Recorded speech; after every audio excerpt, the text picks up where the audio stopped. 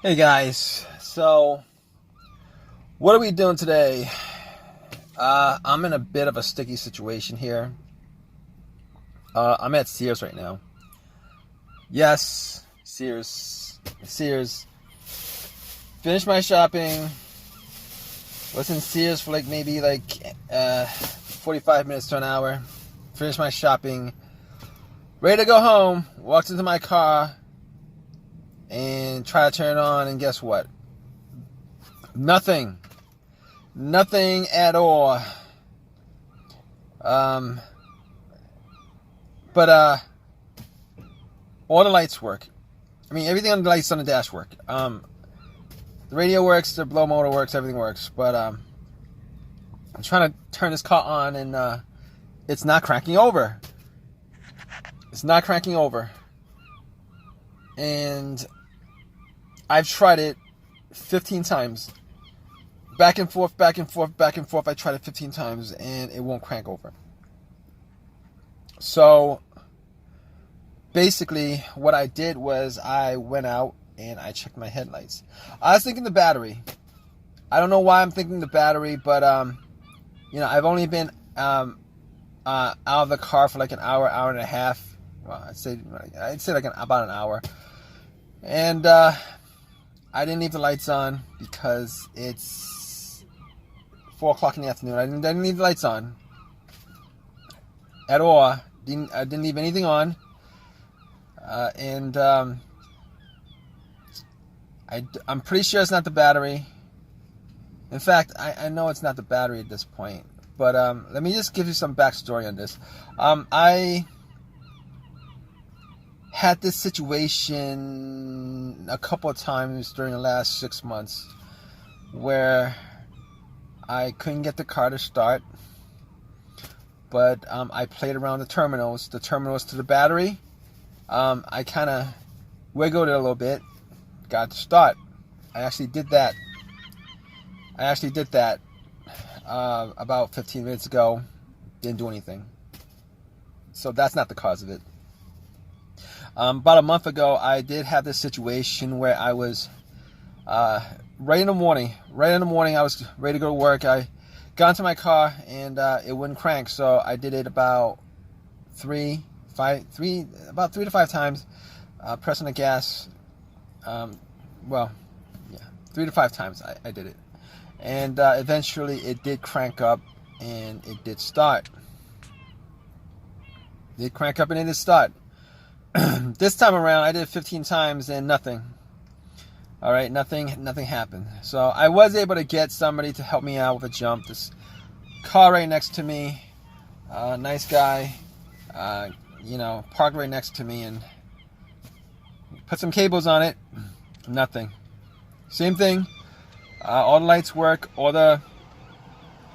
Everything else works in the car. Like all the internal electronics work in the car, but nothing else. It won't crank, and it's not the battery. Obviously, it's not the battery because I did try to jump it. And got the battery about a year ago. I don't think the battery has any issues. Because if once you put cables to it, it should work. But that didn't work. So it's not the alternator. I mean, I'm just troubleshooting at this point. It's not the alternator because the car would have to be running. It would have to be running, and then die out and then not start for that to be the alternator. And then you put cables on it, and then after you put cables on it, take it off. The car would die afterwards. So I've been through these kind of situations before. So I've had an alternator die on me while I was driving, and couldn't get the car to start. It wouldn't crank, but once you put cables to it from another car, or from an auxiliary battery or whatever, it will crank up and start. But once you take that power off, cables off, the car will die. I mean, most of the time, alternate issues happens when you're driving on the road, but that wasn't the situation. All right, this car was completely off when I got in here. So basically, what I'm left with is either some kind of electronic issue or maybe the starter that's causing it not to work. So But I mean, it could be a fuse. Could be a fuse. It could be the relay, but I don't think it's the relay. Reason why I don't think it's the relay is the reason why I don't think is the relay is because I do hear a click. I mean, I hear a couple clicks actually. I've heard the car click.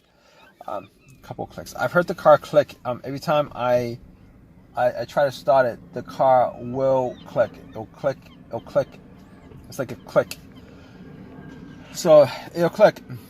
So that means that there is power going to. There's power going to the solenoid. There's power going to the motor, but the motor is just not running. It's just not turning. The motor's not running. The motor's not turning. It does click, so there's power going there. Okay, it's not the relay, because if it was a relay, I wouldn't hear anything. It'd be just absolutely dead when I try to turn it on. So that's not the cause of it, and I don't think it's the fuse. I've had situations where fuses were blown, and it had issues. I had issues starting the car because of it. But it's not that either, and I know it's not because, well, fuses and cars not starting. There's most of the time there's normally two ways you can figure that out. One way is if the car cranks but won't start.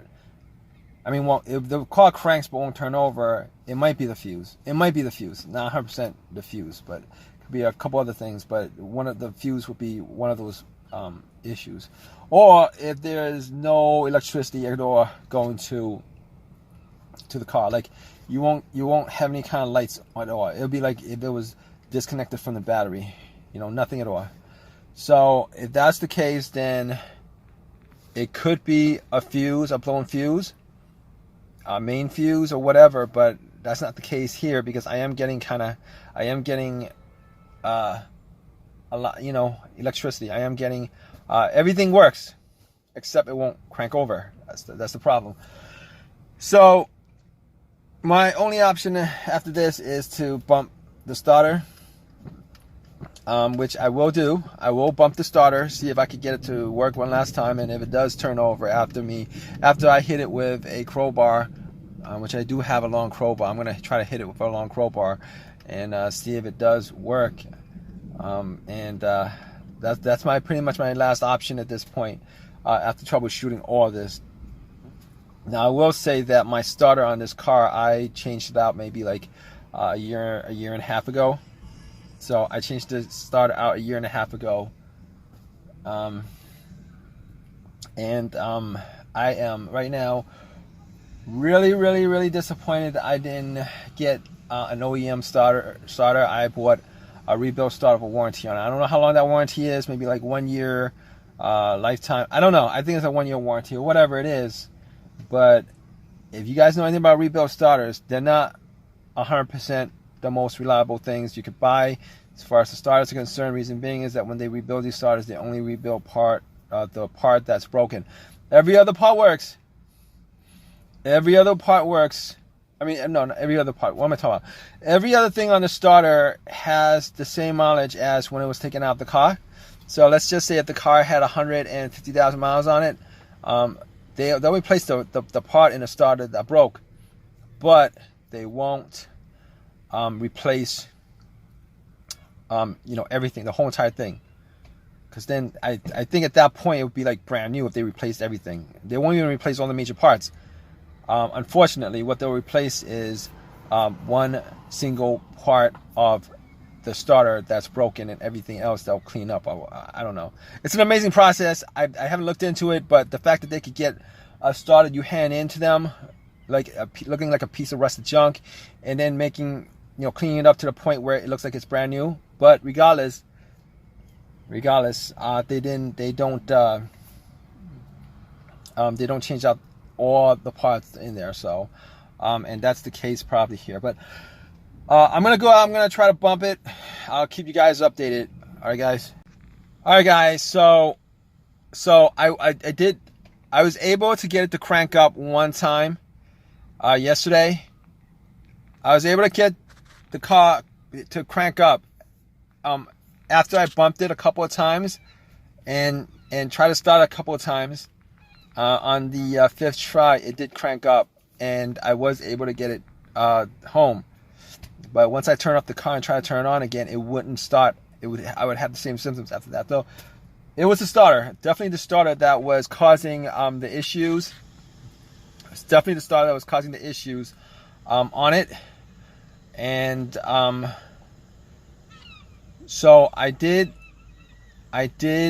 change the starter, and I did buy a used starter on eBay. I ordered it. I actually bought it.